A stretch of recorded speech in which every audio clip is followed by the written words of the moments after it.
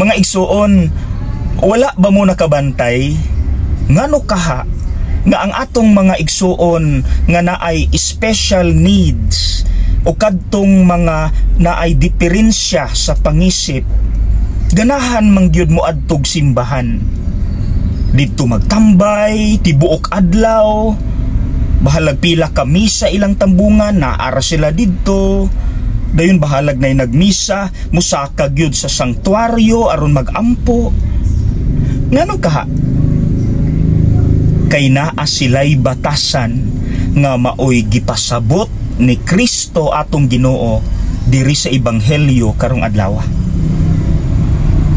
Niingon si Kristo, nagpasalamat ako kanimo Amahan, kay gipadayag mo ngadto sa mga huwalay kahibalo ang imong gililong sa mga maalamon ug sa mga makinaadmanon. Exactly, mauna, mga walay kahibalo. What do we mean by that? Sa pikas bahin manggod, gustohon man ninyo o dili, pasaylo ako, pero realidad kini nga di gyud malikayan nga mahuman ganitag eskwela, madato ganita, manaanatay profession, naanatay mga title sa atong pangalan, dili gyud pod malikayan nga matugkan ta garbo.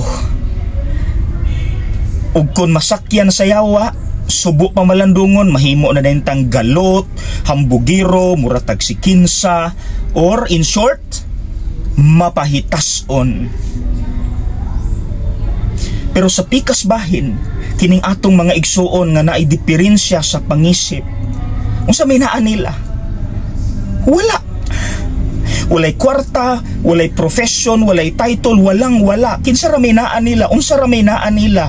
Ang ilarang pag-ila sa Dios 100%. Ang ilang pagtuo, pagsalig, paglaom na ara sa Dios tanan.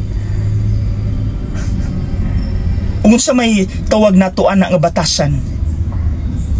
Humility. That there is someone greater than you.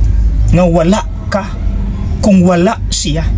Humility ang pagka mapaobsanon. Og aside nila, naapay gihatag si Kristo nga example. Niingon siya sa usa sa mga ebanghelyo, kung dili kamo magpakasama ni ining mga gagmayng bata, dili kamo makasulod sa gingharian sa langit. Apil ang mga bata. Kabantay mo, magdula ang mga bata, bibo kaayo. Pero pagkataod-taod, maglibog ta kay nag-away na, naghinilakay na, sumbong ta kang papa. Pero what do you notice? Pila lang ka minuto. Take note, pila lang ka minuto. Nag-uli as if wala nag-away. Dulag balik, lingaw na pud sila kaayo. Ngano man, kay wala sila'y garbo. Wala sila'y pride. Pero kita nagkadugay, taaning kalibutan, mabikil lang ganita sa atong isig katao, tungod anang garbo, di na magtingganay, mga matay na lang, di na gyud magtingganay. Wa na'y pasaylo. So niinitak na akong tapuson kini atong pamalandong pinaagi sa usa ka pangutana nga dapat ansira nato. Mauni, kung humble ka o mapaobsanon, congratulations, padayon. Pero kung naa kay pride sa imong kasing-kasing nga nasakyan sa yawa nga nahimo kang mapahitason na anak kay garbo, mangutana ko, unsay naka-trigger ana? Imo bang kwarta? Or nahimo na kang professional?